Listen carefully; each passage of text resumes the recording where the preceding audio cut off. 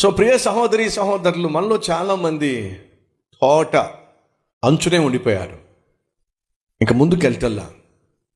ఒక అందమైన గార్డెన్ ఉందండి, ఒక అందమైన గార్డెన్, దాని నిండా ఫలాలు, పండ్ల తోట.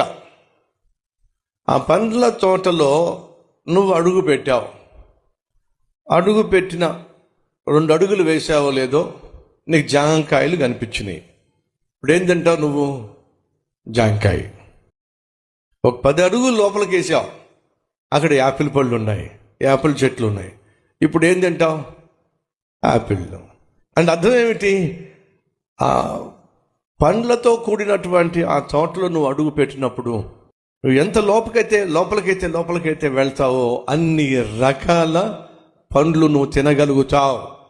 దేవుని తోటలోకి నువ్వు అడుగు పెట్టావంటే ఎంత లోపలికైతే వెళ్తావో అన్ని రకాల ఆశీర్వాదాలు నువ్వు అనుభవిస్తావు.